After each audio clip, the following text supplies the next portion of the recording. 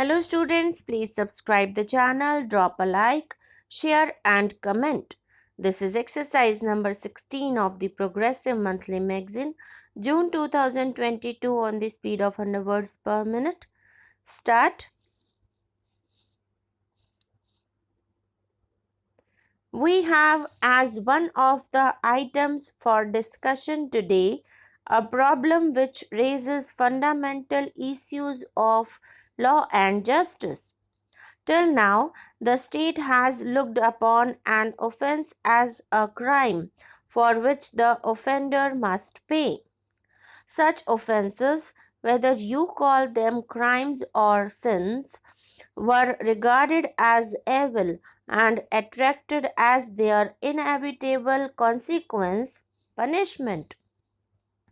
Punishment was therefore regarded as a consequence of crime and justified in itself.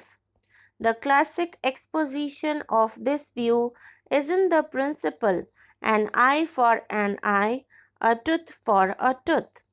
Later ages, however, raised the question of the utility or justification of punishment. Critics arose who asked how a murdered person benefited by the slaughter of his murderer. In fact, the only result was the loss of life of two individuals instead of one. Punishment was, therefore, sought to be justified on grounds of its deterrent character, but even this did not satisfy critics who pointed out that, as a matter of fact, punishment did not deter. A new school of thought arose which approached the problem of punishment from the point of view of reform of the offender. Instead of a retributive theory of punishment, we thus find the emergence of an educative and reformatory theory of punishment. This dispute between the different theories of punishment has not yet been settled, but on one point there is almost unanimous agreement among both theorists and practical men of affairs. All agree that in the case of juveniles, there must be a change of outlook with regard to punishment. For one thing, young persons without maturity of judgment cannot be held fully responsible for their actions. For another, experience has shown that confinement of such juveniles in jails confirms them into criminals. In fact, children who may have committed some crime through want of knowledge or on the impulse of the moment become habitual criminals if they are once sent to jail. Recognition of this fact has led many countries to provide separate establishments for juveniles. In India, we have had reformatories and houses of correction in different provinces, but it must be admitted that even these have not fully met the purpose. The provision of such reformatories or juvenile jails has, no doubt, separated the juvenile offenders from the confirmed criminals, but as they themselves have been miniature jails, the educative aspect has not found the emphasis. The position with regard to the care and management of juvenile delinquents is thus obviously unsatisfactory. In the first place, not all the provinces that have children's acts on their statute books are working them adequately. The work is chiefly confined to bigger cities, and even there it leaves much to be desired.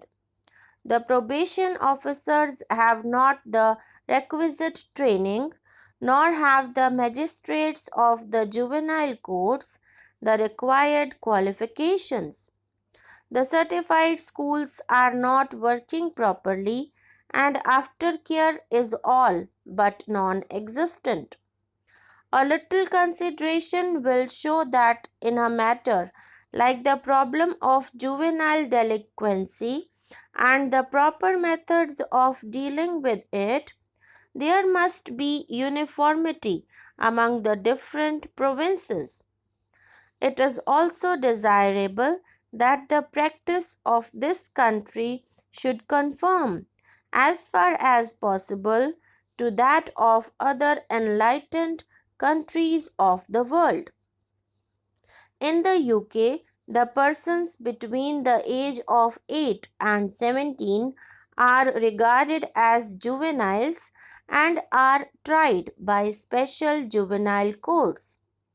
Panels of magistrates are selected from justices of peace and, according to present regulations, these panels consist of 2 or 3 persons selected every 3 years.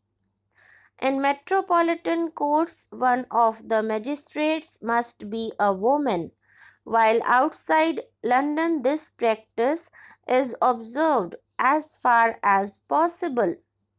The administration of the courts is under the Home Officer, but special advisory committees were set up in 1910 in order to make the attitude of the administration more progressive.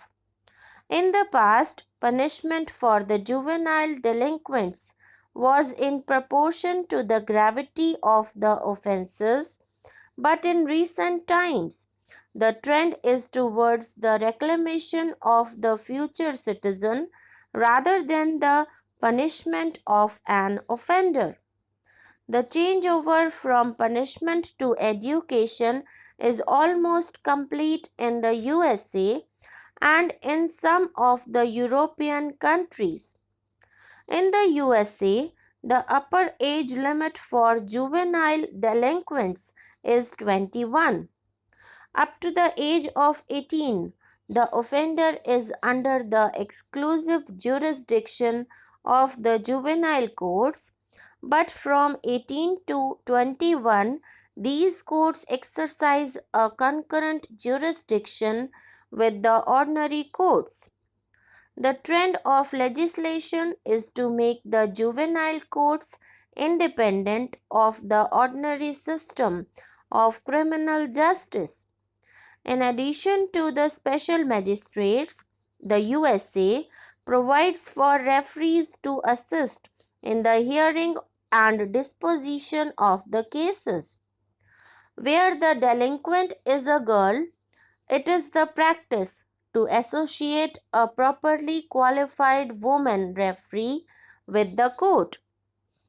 The USA has no advisory bodies, perhaps because social service agencies play an important part in all cases before the juvenile courts as such.